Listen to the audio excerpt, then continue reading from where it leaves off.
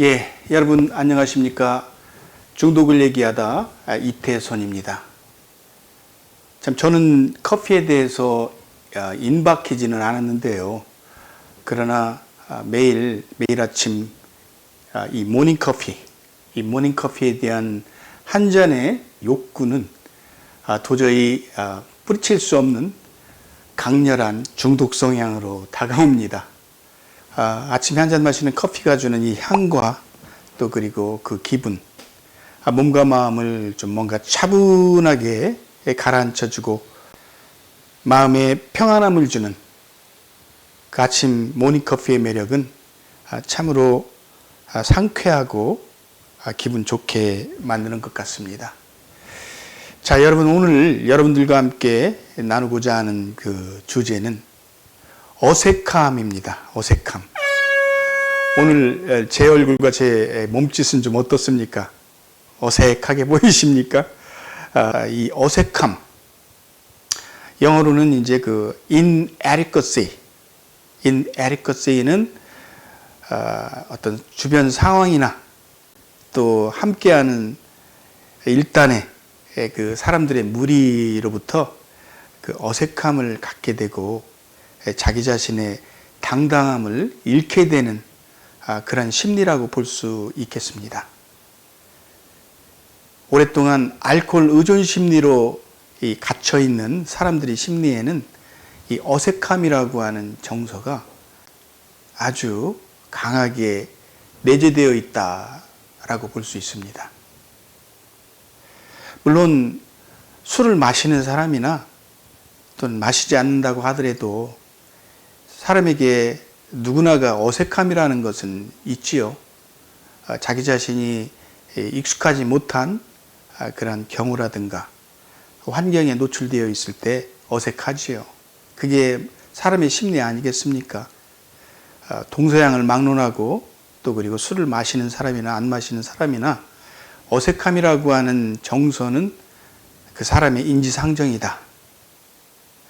문제는 이것이 어느 정도이냐가 문제이겠습니다. 자신도 알 수 없는 그런 습관적으로 나타나는 어색한 자기 자신의 행동에 대해서 많이 힘들어하거나 의기소침해 있는 그런 심리에 빠져서 이제 결국에는 대인관계를 좀 기피하고 그러다 보면은 자기 삶의 발전을 저해하는 그런 결과를 초래하게 됩니다. 자, 그렇다면 우리 한국 사회에서 많은 한국인들이 이 어색함에 힘들어하는 근본적인 이유들이 좀 있을 것 같습니다. 그 뿌리를 문화 심리적인 뿌리에서 한번 찾아볼 필요가 있을 것 같은데 어떻습니까? 우리가 어린 시절부터 늘상 경험하면서 힘들어했던 비교 우위라고 하는 그런 평가요. 학창 시절에는 공부 잘하는 친구, 또 그리고 여러 가지로 다방면으로 재주가 뛰어난 친구들, 또 집이 부유해서 선생님들에게 사랑받고 생활했던 그런 친구들, 또 반면에 그렇지 못하고 공부에는 취미가 없이 늘상 성적은 하위권에서 머물면서 남달리 재주도 없어 보이고 그저 평범한 그런 농촌에서 평범한 농촌 가정에서 자란 그 많은 우리 하구들 어린 시절에 그런 친구들이 많이 있었죠. 그리고 또 집안이 가난하거나 또 편부모스라에서 자랐거나 하면서 늘상 비교 우위에서 외면당하고 소외됐던 그런 상처받은 어린 심정들이 우리 주변에는 다수였었습니다. 참 그러한 환경들, 문화적인 환경들, 가치관 속에서 자기 자신에 대한 자신감을 상실하면서 열등감에 힘들어했던 그런 사람들이 참 지난날 보면은 우리 세대의 대부분을 차지하지 않았었는가 그런 생각입니다. 자신에 대한 열등감과 그리고 억압감, 불행감, 소외감, 이런 어린 시절의 상처들을 어쩌다가 경험하게 되는 막걸리 한 잔이라든지 친구들과 몰래 홀짝홀짝 마시면서 경험하는 소주 한 잔으로 인해서 굉장한 마음의 위로를 받는 그런 첫사랑을 경험하게 됩니다. 뭐 이루 말할 수 없는 유한이 되지요. 그러면서 음주 경력이 시작이 되는 게 아닌가 싶습니다. 그러나 모두가 다 이런 과정을 통해서 알코올 의존성으로 빠져드는 것은 아니고 이제는 어느 길목에서 두 갈래로 갈라집니다. 하나는 정말 문제의 음주자로, 또 한쪽은 자기 자신의 어떤 리밋이 있어서 그 리밋을 적당히 조절하면서 마시는 보통의 음주자로 이렇게 갈라지는데, 그 갈라지는 기로에서 두 번째로 작동하는 것은 유전적인 요인입니다. 유전적인 요인. 그러니까 신체적으로 우리의 간 기능의 대사 기능이 술을 굉장히 왕성하게, 알코올을 왕성하게 분해시키는 거죠. 물과 이산화탄소로 왕성하게 분해시키면서 급격하게 이 술에 대한 내성이 증가가 됩니다. 이거는 이제 유전적인 요인에 의해서 결정이 되는 거죠. 그러나 반면에 그냥 자신의 리밋을 가지고 리밋을 넘지 못하는 보통의 음주자들은 많이 못 마시게 되는 거죠. 신체적으로 간에서 일단 무리가 부담이 생기고 작동을 하지 못하는 거죠. 그래서 이제 여러분도 한번 잘 생각해 보십시오.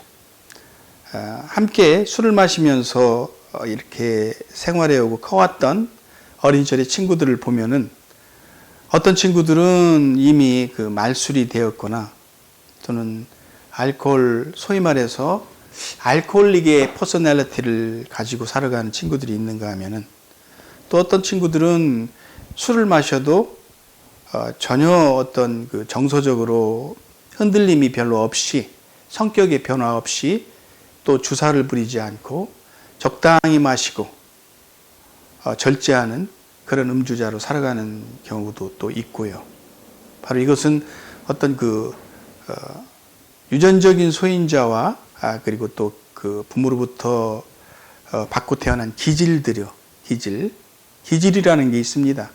이거는 뭐 어떻게 과학적으로 표현할 수는 없는데, 그러나 저희들도 자식들을 키워보지만 같은 부모에서 태어났지만 여러 가지 성향이 다르고 기질이 다른 경우들을 많이 볼 수 있습니다. 그런 유전적인 요인과 타고난 기질에 의해서 알코올릭으로 빠져드는 사람이 있고, 또는 보통의 음주자로 줄곧 유지하면서 살아가는 사람들이 있지요.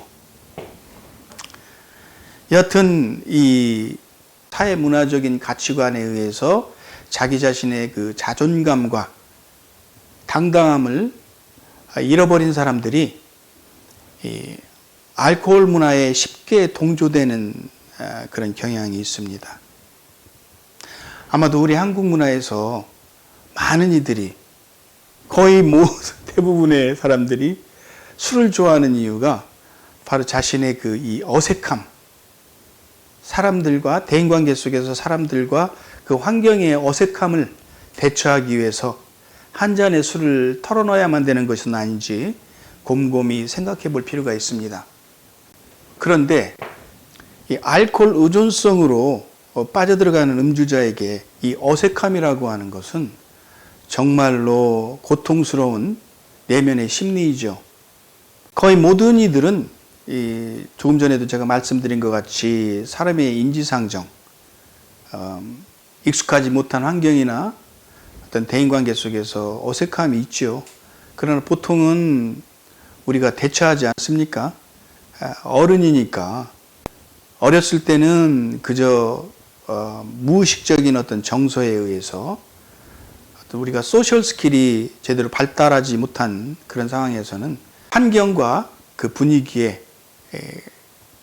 그냥 수동적으로 억압될 수 있겠지만은, 그러나 어른의 삶에서는 그것이 우리가 적절하게 살아오면서 소셜 스킬이 길러지고 또 대화에 대한 능력이 길러지면서 적절히 대처할 수가 있겠죠.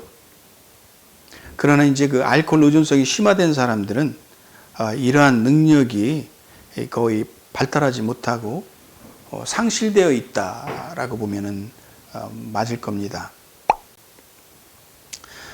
물론 뭐 동서양을 막론하고 사람들이 처음 만났을 때 서로가 서로를 알고자 대화하는 거 아니겠습니까? 그러나 이제 그 우리 문화에서 특히 이 초라한 자신의 모습, 이러한 그 비교 평가에 의해서 억압되어 있는 그런 심리는 자기 자신을 당당하게 얘기하는 것을 꺼려합니다.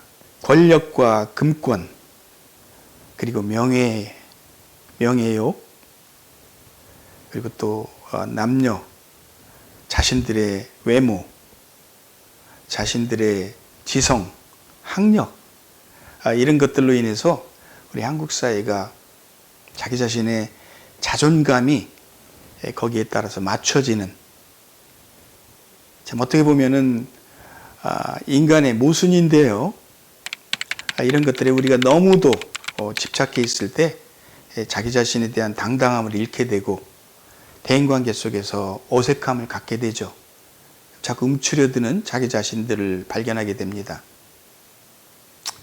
그러나 우리가 상담을 통해서 이러한 문제들을 극복해 나가는 그런 지혜를 우리가 깨달아야 된다는 거죠. 우리 인간의 자긍심은 어떤 상대 비교적인 그런 평가에 의해서라기보다는 내 자신의 삶의 가치, 그리고 내 행복의 조건들을 내가 주관적으로 정확히 깨달아 나갈 때, 그때 바로 내 자긍심을 비로소 어른으로서 구현한다는 진리입니다. 물론 한국인도 마찬가지지만 서양인도 역시 처음 만나는 사람들과 얘기를 할 때 나는 누구고 뭐 이런 당신은 누구입니까? 호구조사를 하게 되죠. 그러나 이제 한국과 미국의 경우에 좀 틀린 점은, 한국에서는 일단 선생님 뭐 하시는 일은 뭡니까? 뭐 어떤 호구조사 같은 것들을 정말 하죠. 그러다 보니까 특히 자신의 자긍심을 잃어버린 우리 알코올 의존성에 있는 그런 사람들은 더더욱 이것이 곤혹스럽지가 않습니다. 그리고 공연실에 분노가 솟구치기도 하고요. 저자가 나를 어떻게 보고 나를 자꾸 떠보는 거야. 뭐 이런 부정적인 심리로 사람을 바라보기 시작한다라는 거죠. 그런데 이제 이쪽 미국에서는 그거는 약간 좀 실례죠. 이 바운더리 이슈를 굉장히 중요시 여기는 서양인들이기 때문에 상대방에 대한 그 호구 조사를 먼저 하는 것이 아니라, 그거는 뭐 그 사람이 하건 말건 상대방의 판단에 달린 거고, 처음에는 자기 자신의 얘기들을 늘어놓죠. 쭉 늘어놓습니다. 누가 물어봤나? 처음에 제가 미국에 왔을 때 조금 한국 문화하고 솔창게 틀리다. 그래서 당황한 적이 많이 있죠. 자기 얘기를 그냥 막 줄줄줄줄 얘기를 하죠. 자기 아버지 어머니는 뭐 자기 아버지는 이혼을 3번 했는데 뭐 지금 자기는 스텝마더가 있고 그 스텝마더가 자기를 어떤 식으로 뭐 어뷰스를 한다든가, 또 우리 형제 중에 누구는 지금 마약 중독이 되었고 뭐 힘들다는 쭉 이런 얘기들을 합니다. 그러다 보면은, 그러니까 어떤 상대방이 누구냐에 대한 어떤 호기심보다는 그 사람과 함께 내 얘기를 좀 하면서 또 그 사람의 얘기도 좀 듣고 싶고 하는 이런 어프로치를 자연스럽게 전개해 나가는 거죠. 그러다 보니까 이 한국과 미국의 대화 방식에서 이렇게 차이가 있기도 합니다. 그래서 이 어색함이라든가 자기 자신에 대한 당당함, 잃은 어떤 상태, 이런 심리들이 비교적 낮다고 볼 수 있죠. 이제 오늘은 여러분들과 함께 오랜 알코올 음주 습성에 길들여져 있는 알코올 의존 심리에 있는 사람들의 내면 깊숙한 곳에는 어색함이 자리하고 있다. 이유도 없는 어색함입니다. 그리고 그 어색함의 무의식적인 그 내면에는 상처받은 자아가 있다라고나 할까요? 그리고 또 문화 심리적으로 잘못된 가치관들이 서로 공유하고 있고요. 사람의 가치는 어떤 그 사람의 가지고 있는 조건으로 인해서 우리가 판단할 것이 아니라 그 사람이라고 하는 그 존재 가치에 대해서 우리가 존중하는 그런 마음가짐이 회복이 될 때 이 어색함에서도 우리가 빠져나올 수 있다. 그래서 인생은 내 자신이 주인공이죠. 내 자신이 주인공이고 또 그리고 사람들은 내가 삶을 살아가면서 반드시 필요한 나의 동반자들이다. 그 사람들과 더불어서 내가 대화를 통해서 또 협력을 통해서 서로가 발전하고 어려울 때는 서로 도와주고 또 기쁠 때는 함께 기뻐해주고 이러한 삶의 방정식이 우리 행복의 가장 기본적인 조건이고 그리고 그게 진리라고 우리가 믿어야 할 것입니다. 이 어린 시절의 상처가 가지고 있는 그 어색함을 극복하고 감추기 위해서 우리는 자꾸만 술을 마시는 것은 아닌지 살펴보아야 할 때입니다. 그리고 술을 마시지 않기 위해서는 이 어색함을 치료하고 극복하고 오늘을 살아가는 내 자신의 삶의 소중함을 우리가 다시금 인식해야 되는 노력을 해야 된다. 여러분 어떻습니까? 이 어색함이라고 하는 거, inadequacy, 여러분들도 가지고 계시죠? 그러나 이것이 병적으로 깊을 때는 반드시 우리가 그 내면에 치유가 필요하다.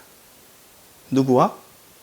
여러분이 가장 신뢰할 수 있는 여러분의 친구들이나 또는 가족들, 그리고 여러분들에게 조언을 줄 수 있는 조언자, 그리고 또 전문적인 상담가, 여러 부류의 도움이 필요할 때입니다. 자, 여러분 오늘 어색함을 극복하시고 오늘 하루 여러분들의 삶의 주인공이 되시기를 바랍니다.